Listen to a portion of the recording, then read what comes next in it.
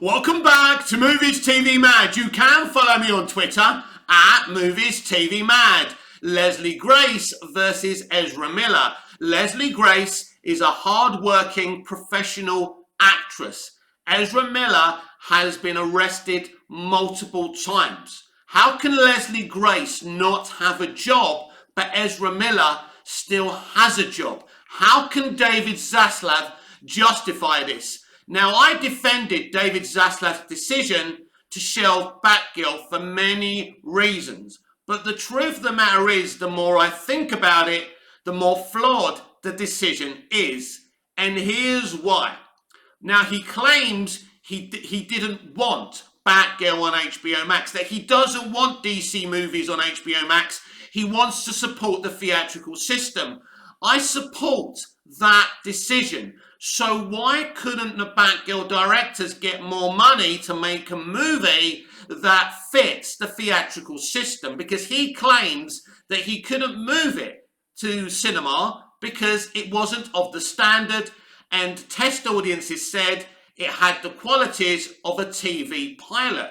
Okay, fair enough. So why not give it more money to make it that standard for movie theatres?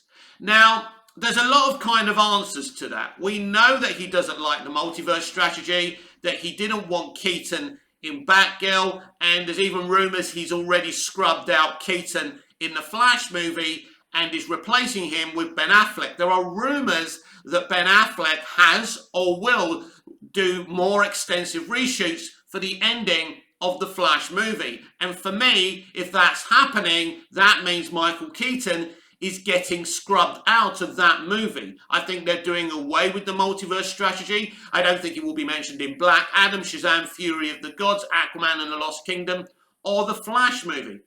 Here's the thing. How do you change a movie that was going to implement a multiverse strategy in terms of the Flash movie? Well, it's not that difficult. You can do everything that's in that movie. He can go to Flashpoint. He can create a new universe. But when he goes back, it's back to the Snyderverse. And that's it. So if there are extensive reshoots with Ben Affleck, that's what they're attempting to do. Replace Keaton with Affleck. It's all very, very simple. But to go to my original point, how can you justify Leslie Grace losing her job, but Ezra Miller not losing his job, right? Now, we heard last week by multiple publications that they've got these they're sitting in their offices trying to think of a way to fix the Ezra Miller problem. One is to not have him do much marketing. One is for him to do an interview, kind of apologizing and explaining himself, which could kind of fix the problem. But here's the thing. He's still been, arrested multiple times for breaking the law. Even if the other stuff isn't true, these things are facts. If Leslie Grace loses her job for doing nothing wrong, for merely being a professional, hard-working actor, how can Ezra Miller still be in work? How can that film go ahead? It sends out the wrong message. Now, I know I'm kind of swinging another way on this because I thought about it, and it's okay to change your mind. I agree, most probably the Batgirl movie isn't fit to be a theatrical movie. It will be a waste of time and wouldn't make any money. You've already cast her as Batgirl, so why not invest more money and make more money in the theatrical system? Now, he believes it's a waste of money to invest more money into it and it wouldn't work. Doesn't this tell you that Zaslav doesn't like the idea of Leslie Grace being in Batgirl? What if he cuts out Sasha Calle's Supergirl out of the Flash movie? What kind of message does that send out as well? Imagine if he decides he wants to cast kind of a white, American, blonde-haired Supergirl. Now, although that's comic book accurate, again, it sends the wrong message because people are going to go for him. Now, can he handle this kind of controversy? Now, I'm not saying he is going to replace Sasha Calle as Supergirl, but you do have to ask the question, what's going on here? Because, as I say, I can justify him saying that this movie isn't good enough for the theatrical system, but I can't justify him not giving that movie the money it needs to make it better so it can go through the theatrical system. Because if you're claiming that Batgirl isn't a very popular character, you're lying to yourself and you're lying to the public. There's nothing people wanted more from the Batman movie than to have Matt Reeves implement the Bat family in it. Have a Batgirl, have a Dick Grayson, have a Jason Todd, have an Alfred. I think you need a young Alfred who used to be a soldier, who can handle himself a bit like in the Gotham TV series, but you need the Bat family. Yeah, it hasn't been done in the past. It wasn't done in the Dark Knight trilogy. It wasn't, it wasn't done anywhere else like in Batman 89, but I think we live in the world of the franchise now. And that's what people want to see. What better from a Batman movie and a Batman movie franchise and universe to implement the Bat family? Barbara Gordon, aka Batgirl, is one of the most popular characters in DC, and it really doesn't matter that a Hispanic woman was playing her. That is irrelevant. She's a very good actor. That's who they chose. This is what's going on right now. We're swapping kind of traditional white actors and actresses for more kind of, representational castings. Now, as long as that casting's fine, I don't have a problem with it. Now, would I prefer accurate castings and to create roles within comic book movies for Latino, Latinx actors like Leslie Grace? Of course I would, in a perfect world, but we don't live in that world. And even if you do that, like they've done with the Green Lantern streaming show, creating this new character, is it Brie Jarta, people are still going to complain, right, and call it woke. You can't win. So, you have Leslie Grace. She's a capable actor. You've got these two lads directing this movie. These are not idiots. These are really, really good directors. You don't like the condition of the Batgirl movie, fine. I agree with shelving the movie on those terms. But then you have to look at it. When do we get a Batgirl? When do we implement the Bat family?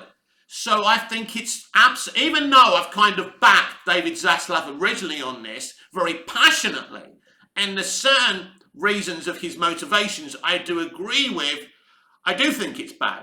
It does leave a bad taste in its mouth that, Ezra Miller, who's doing all these terrible things, and some of the accusations, that have been labelled at him are absolutely horrible, inhumane, if true. And in any other industry, this person would lose their job.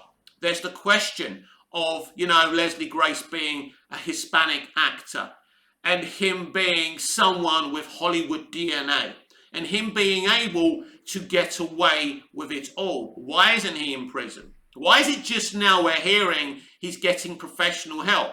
Is that because they're worried about this movie? So, let's look at this intelligently. Can we see Ezra Miller?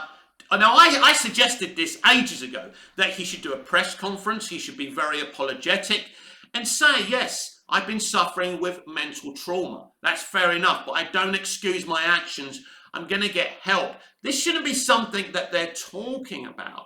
It should be something that's done if they want to save this movie. But I'm going to guesstimate something. I suspect that Ezra Miller isn't apologetic and actually believes in his little mind, in his tiny little mind, that he's been attacked and framed via homophobia and other things, and anti-Semitism, because that's what he's believed. He's kind of hinted towards that on his Instagram when he had an Instagram. I don't know if it's still active. I don't think he's posted for ages. So I don't believe he is apologetic. I don't think he's willing to do an interview stroke press conference to calm the situation down. If he does that, probably they get away with it. And if he refuses to do that, Houston, WB have a huge problem. A huge problem. And I don't think it's fair that Leslie gets to lose her job. Because let's be honest about it, works hard to come by in Hollywood, especially for a Hispanic actress. So this was a great opportunity, and she got the gig. Now, apparently, someone who worked on Batgirl has called David Zaslav an imbecile for cancelling the movie. And a lot of people have targeted her. And at first I kind of thought, well, this wasn't a smart move. You're not going to work again.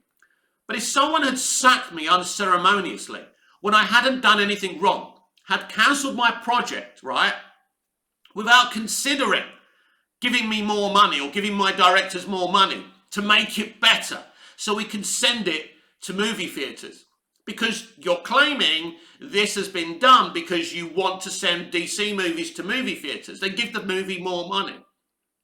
So there's something about this as well. If you don't want Keaton in Batgirl, then swap Keaton for Batfleck. It's easy, right? There's easy situations to fix this. Now, will Zaslav bend the knee? I don't know. I don't know if he's willing to spend that money, if he feels the company can afford to take a risk. But ultimately, you could make a really good movie here. And even though I agree with Zaslav's motivations for shelving the movie in its current condition, I do feel there's better ways of dealing with this. And as I say, if you are going to shelve this movie, which they have, you have to shelve the Flash movie. Ezra Miller has to be out of a job. You can't sack Leslie Grace and protect Ezra Miller. It's inconceivable, everyone. Whatever your opinions, whatever your politics on a Hispanic lead playing Barbara Gordon when she's usually white in the comics, it doesn't matter. That's irrelevant. A lot of you have told me you will not support the Flash movie because of Ezra Miller. The Flash movie is a pretty solid movie. I have issues with it in places. I have seen a test screening. A lot of people have the same opinion of me. A lot of people really liked it. It's testing really, really well. But a lot of movies test well. Justice League tested well. Although Zack Snyder's original Justice League, before it became the Snyder Cut, tested better than Justice League. So that's really, really interesting. So at this moment in time, there's a big issue. If you don't shelve the Flash movie, and sooner or later there will be an official announcement and an official decision made, because everyone needs to hear one way or another what's going to happen with the Flash movie. And I have no guesses right now. I don't know what they're going to do. But if they don't cancel this movie, and you know, if there's currently reshoots being planned, you would say they're not planning on cancelling this movie. Then I'm sorry. David Zaslav, you need to change your mind, give the directors money, and send it to movie theatres like you did Blue Beetle.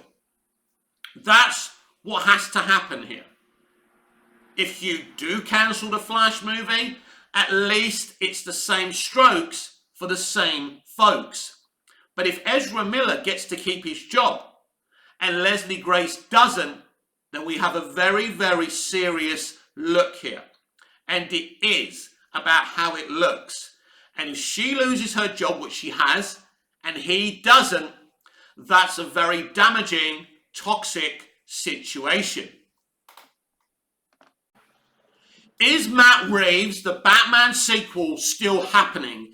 Is his Penguin spin-off on HBO Max still happening? Is his Arkham series still happening? I don't know. I'll be damned if I know. But we have to discuss this as DC fans. If David Zaslav has a 10-year plan where one size fits all, these are the decisions he has to make.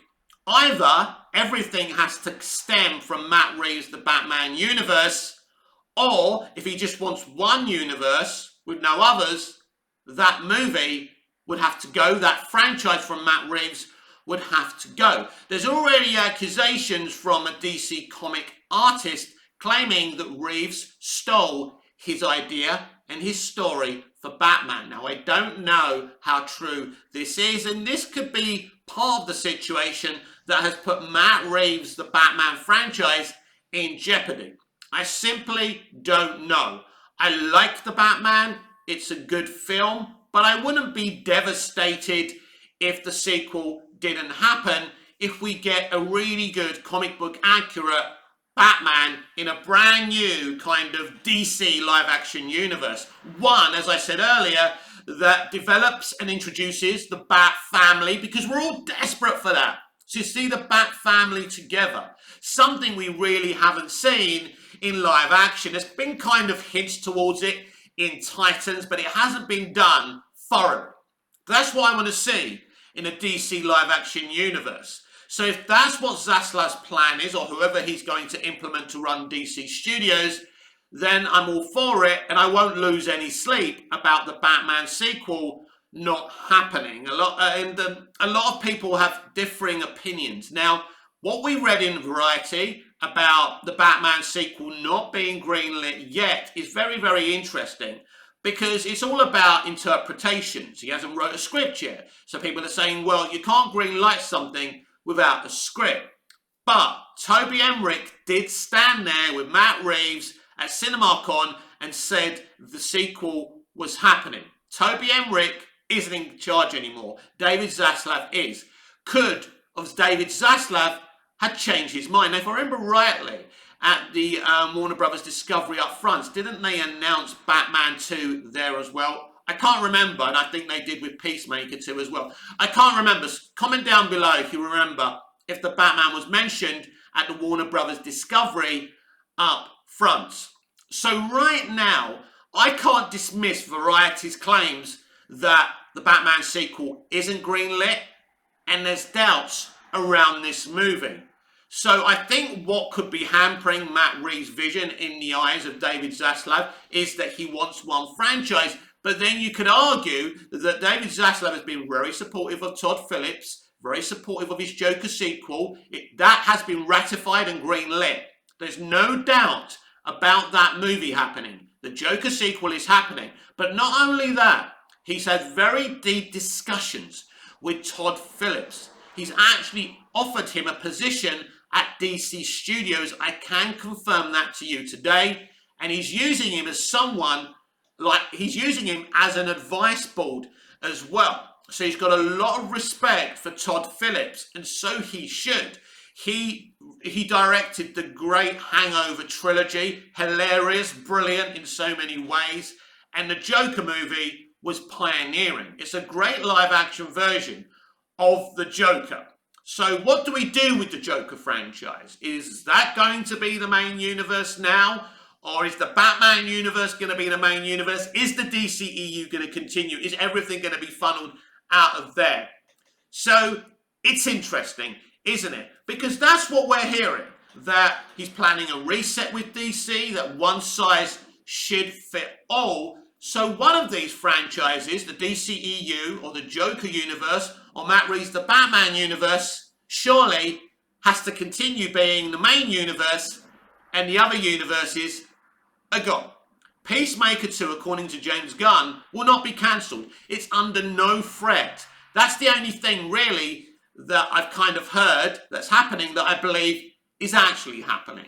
So you kind of suspect that the DCEU will kind of continue, or that he'll let Gunn do his projects. Then when those projects are done, the DCEU will be no more. I don't know, because from this moment on, at this moment, we know that Black Adam is happening, that Shazam! Fury of the Gods is being released, that Aquaman and Lost Kingdom is still being released, and despite the rumours and the confusion, the Flash movie at this moment in time is still being released, and Blue Beetle is still being released as far as we know, and Peacemaker 2 is still happening.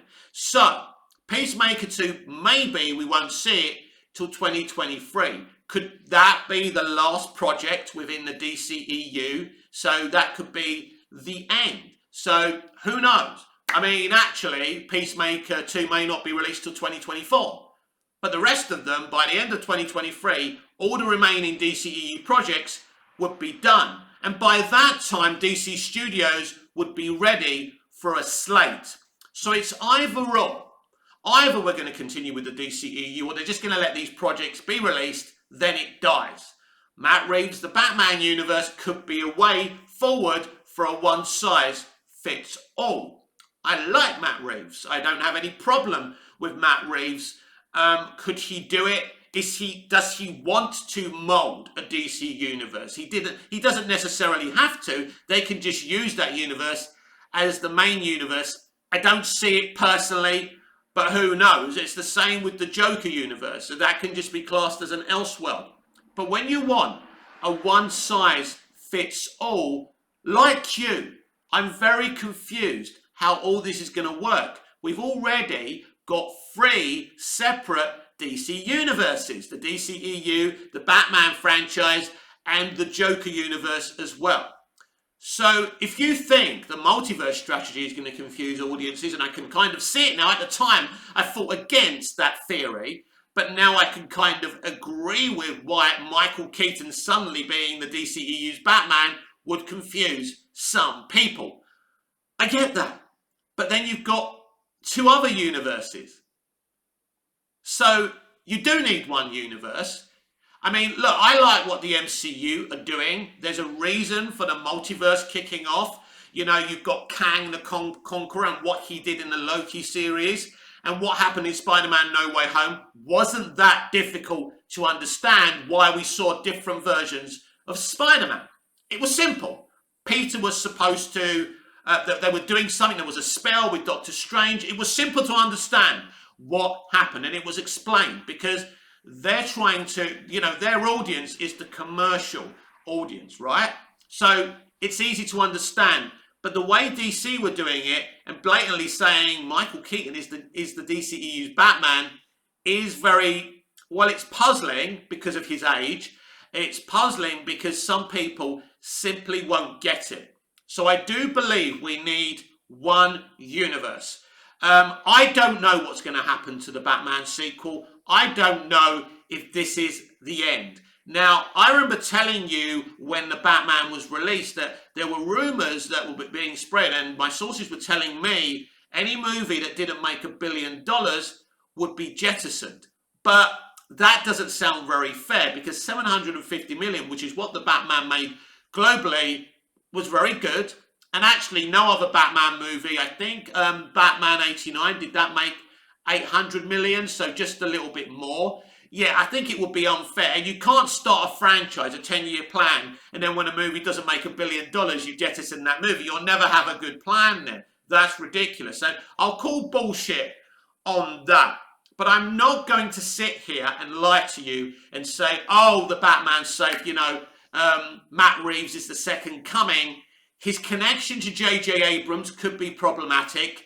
David Zaslav does not like J.J. Abrams as a creative. He doesn't like the deal. I've repeatedly said that to you. And their connection is a problem. They were supposed to be producing, you know, this kind of rebooted version of the animated Batman series. And, you know, J.J. was involved and Matt Reeves and Bruce Timm. Very exciting. I haven't heard much about that recently. And so that's very suspicious as well. So, yeah, I mean, I can't settle your nerves, the Batman stands, if we ever see a the Batman sequel. I would love to see the sequel, but you can't have 3 different Batmans. I'm sorry, you can't. You've got to choose your Batman. Is it Batfleck? Is it Robert Pattinson, who was great, by the way? Is it Michael Keaton? You can't have a 70-year-old geezer being the main Batman. There's no longevity to that. You can't have 3 different Batmen. These are, look, people say, but what about Spider-Man No Way Home? Well, I've just explained. That was a one-off. It was done well. And if they want to continue Tobey's Spider-Man in his universe and Andy's Spider-Man in his universe and make separate movies, that's more understandable than doing what they were going to do with the DCEU. So the MCU has been around for over 20 movies, you know, over a decade, right? It's earned the right to do that. The DCEU hasn't earned the right to have multiple Batmen, to randomly do a multiple Batman story. But if they want to do that, if they want to do a multiple Superman story, they can. But it has to be done within an understandable premise for the mainstream commercial audience. Because if you confuse people, they're not going to be excited about it. And here's the thing. There's a lot of questions still to be answered for the DCEU and for the for the Batman universe and for the Joker universe. And the only person right now who's making these decisions and has the answers to all of our questions is David Zaslav. And we all wait in tenterhooks to find out what will happen in the future of DC live action. This has been Movies TV Mad with Monday's show. I'm Mick, your host with the most. Just ask your girlfriends and your wives. Please like, share, comment, subscribe. Please do all those things if you love me. And if you do, I'll love you back. Smash the notification bell so you never miss this beautiful perfection. And I'll see you for Tuesday's show. Until we see each other again, goodbye, au revoir, auf Wiedersehen.